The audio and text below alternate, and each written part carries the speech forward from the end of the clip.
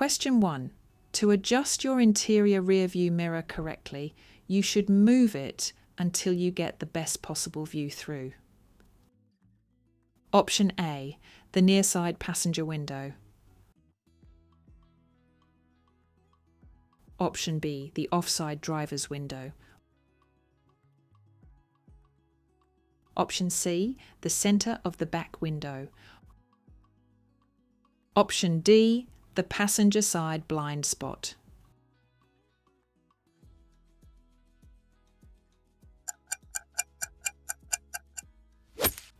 Correct answer, option C, the centre of the back window. Your interior mirror is designed to give you a true, undistorted view directly behind your vehicle. To maximise your field of vision, it should be framed precisely around the centre of the rear window. Remember to always adjust your mirrors before you start driving. Question 2. Your mobile phone rings while you are driving on a motorway. What should you do? Option A. Reduce your speed to 50 miles per hour to answer it safely. Option B. Pull up on the hard shoulder immediately to take the call.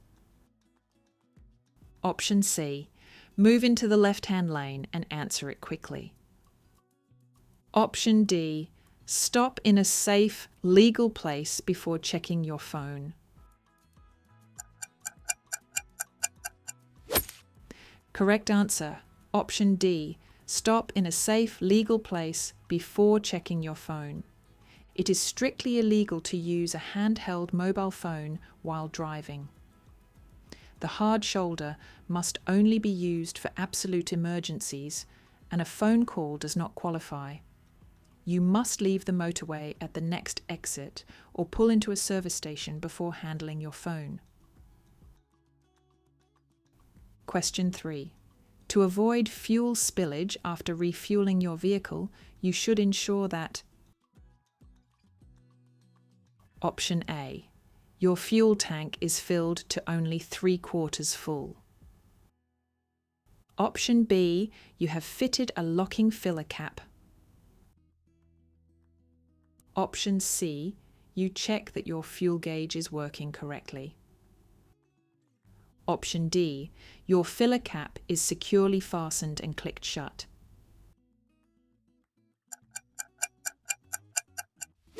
Correct answer, option D. Your filler cap is securely fastened and clicked shut. Loose filler caps allow fuel to spill out, especially when cornering or accelerating. Diesel spills are incredibly hazardous because they create a slick ice-like surface on the road, posing a severe danger to other road users, particularly motorcyclists and cyclists. Question 4. You are waiting at a level crossing. A train has passed, but the red lights continue to flash. What must you do? Option A. Carry on waiting behind the stop line. Option B. Phone the signal operator immediately. Option C. Edge over the stop line to look for oncoming trains. Option D. Park your vehicle safely and investigate the tracks.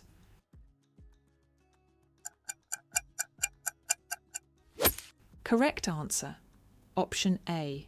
Carry on waiting behind the stop line. When the red lights continue to flash after a train has passed, it means another train is approaching from either direction. You must remain stationary behind the stop line until the twin red lights stop flashing completely and the barriers rise. Question 5. You see 2 elderly pedestrians about to cross the road ahead. What should you expect? Option A. Expect them to wait patiently for you to pass. Option B. Speed up to clear the area and get past them quickly. Option C. Stop your vehicle and wave them across the road. Option D. Be careful and alert as they may misjudge your speed. Correct answer. Option D. Be careful and alert, as they may misjudge your speed. Older pedestrians may have reduced vision, slower reaction times, or limited mobility. You should never assume they see you or that they can accurately gauge how fast you are approaching. Never wave them across, as another vehicle might overtake you and hit them. Question 6. You arrive at the scene of an incident. There has been an engine fire and a casualty's hands and arms are burnt. What should you not do? Option A. Douse the burn thoroughly with cool, clean liquid. Option B. Lay the casualty down gently to treat them. Option C. Remove anything that is sticking directly to the burn. Option D. Reassure the casualty constantly to keep them calm.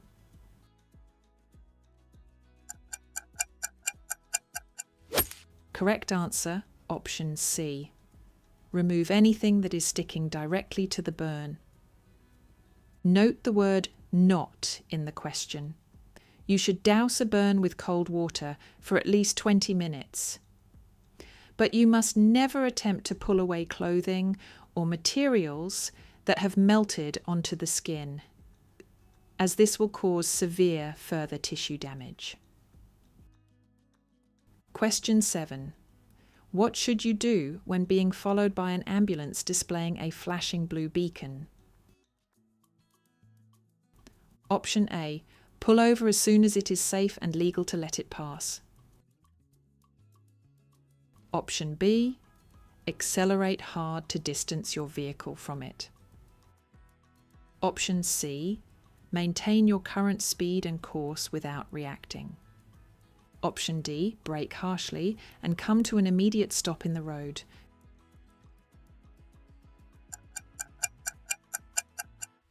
Correct answer. Option A. Pull over as soon as it is safe and legal to let it pass.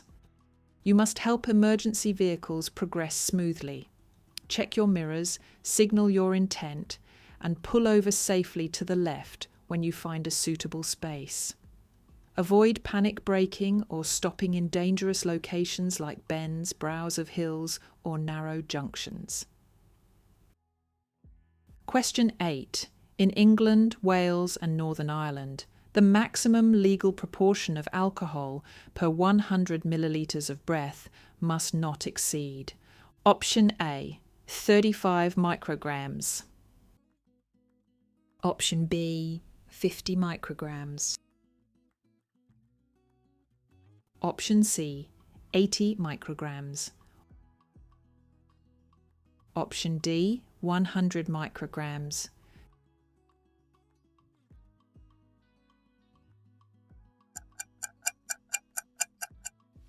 Correct answer, option A, 35 micrograms. The legal limit in England, Wales and Northern Ireland is 35 micrograms of alcohol per 100 millilitres of breath, or the limit in blood is 80 milligrams per 100 millilitres. Note, the limit is lower in Scotland, or 22 micrograms. However, any amount of alcohol impairs driving, so the safest advice is not to drink at all. Question 9. If you begin to feel drowsy while driving, it is best to stop safely as soon as possible. Until then, what should you do? Option A. Increase your speed to find a stopping place faster. Option B. Ensure you have a constant supply of fresh air. Option C. Gently tap the steering wheel to stay awake. Option D. Keep changing your speed to improve your concentration.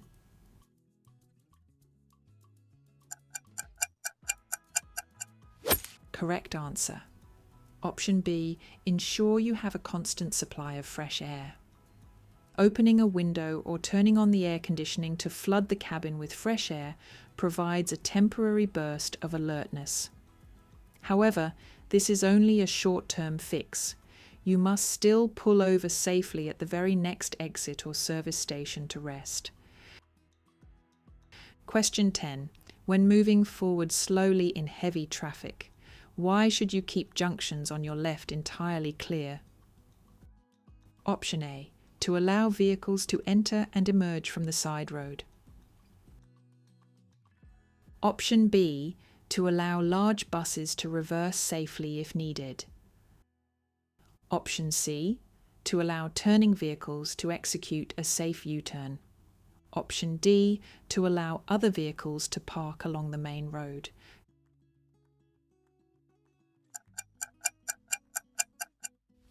Correct answer, option A. To allow vehicles to enter and emerge from the side road. Blocking a side junction creates gridlock.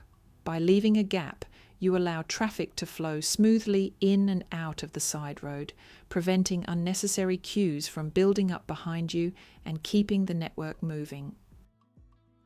Question 11. When approaching a sharp left-hand bend with poor forward visibility, how should you position your vehicle?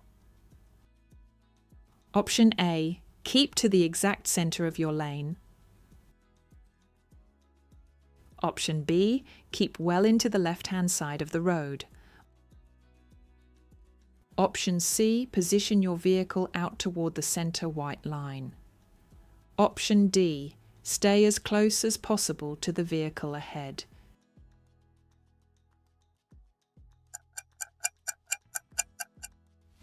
Correct answer, option B. Keep well into the left-hand side of the road. Positioning yourself well to the left improves your safety margin. It keeps you clear of oncoming vehicles that might accidentally cut the corner or stray over the centre line, and it gives you a slightly better view around the curve. Question 12. You are waiting to emerge from a side road. Why must you look out particularly carefully for motorcycles? Option A. Motorcycles are usually travelling faster than cars. Option B. Police patrols often utilise motorcycles on side roads. Option C. Motorcycles are small and can be easily hidden from view. Option D. Motorcycles always have absolute right-of-way at junctions. Correct answer, option C. Motorcycles are small and can be easily hidden from view. Because of their narrow profile, motorcycles are easily obscured by street furniture, trees, or other vehicles' blind spots. They are much harder to spot than cars, which is why you must always look twice, especially at junctions. Question 13. You are driving in a one-way street and intend to turn right at the end of the road. Where should you position your vehicle? Option A, in the right-hand lane. Option B, in the left-hand lane. Option C, in either lane, depending on the volume of traffic. Option D, just to the left of the centre line of the road.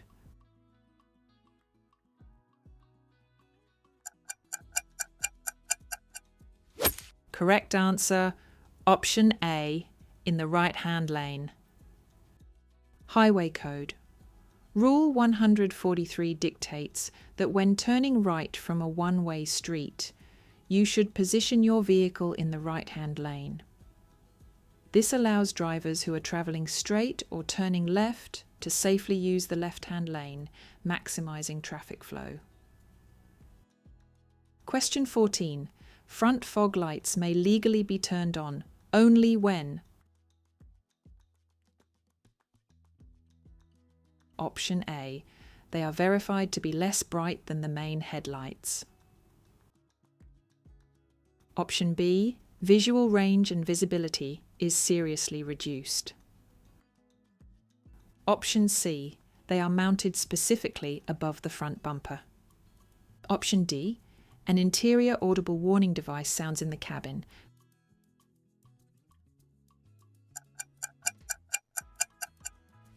Correct answer, Option B. Visual range and visibility is seriously reduced. Front and rear fog lights must only be used when atmospheric conditions, or such as heavy fog, thick snow, or torrential rain, seriously reduce visibility to 100 meters or 328 feet or less. You must turn them off immediately once conditions clear. Question 15. A driver unexpectedly pulls out of a side road directly in front of you, forcing you to brake hard. What should you do? Option A. Ignore the error and maintain your composure. Option B. Flash your headlights repeatedly to show your annoyance. Option C. Sound your horn aggressively to display your anger. Option D. Overtake them as soon as you possibly can.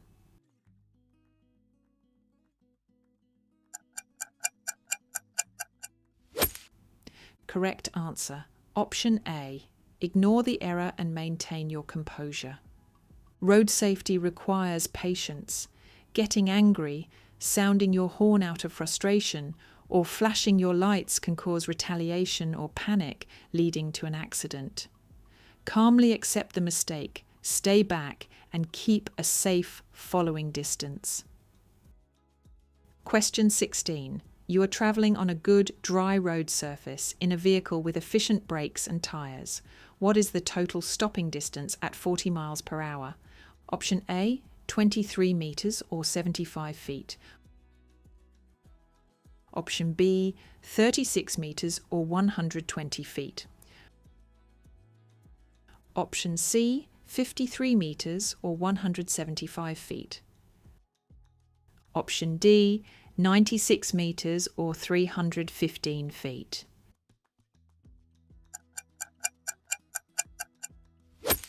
Correct answer, option B, 36 metres or 120 feet.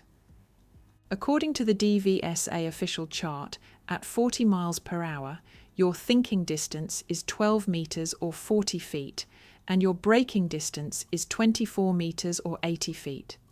Added together, this gives a definitive shortest overall stopping distance of exactly 36 metres or 120 feet. Question 17. You are parking your vehicle on a road at night. To park without leaving your parking lights on, you must be at least. Option A, 10 metres or 32 feet from the nearest junction. Option B, 15 metres or 50 feet from the nearest junction.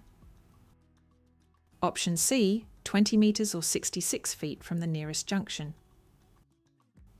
Option D, 25 metres or 82 feet from the nearest junction.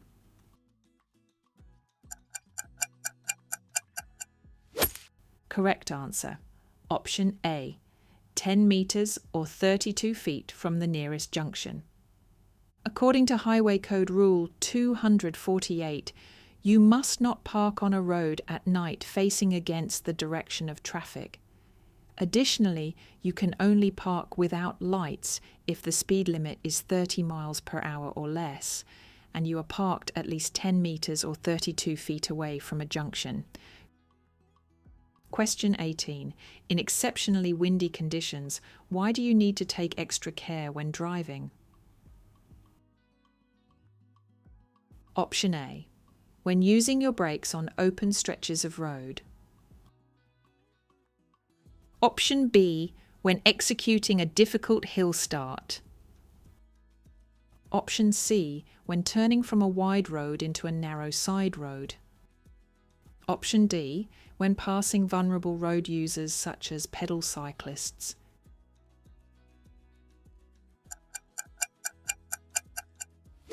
Correct answer, option D.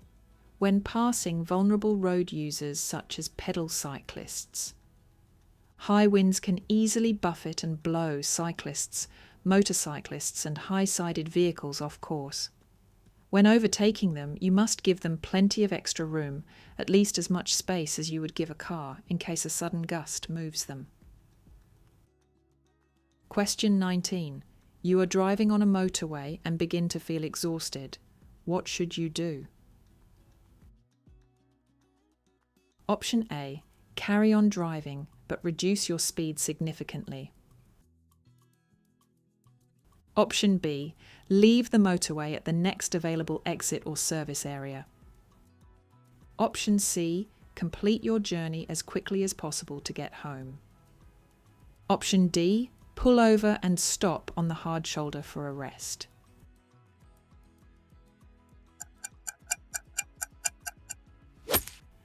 Correct answer. Option B. Leave the motorway at the next available exit or service area. Never try to push through fatigue on a motorway. Plan to leave at the next exit or service area, get a high caffeine drink, and take a minimum 15-minute nap.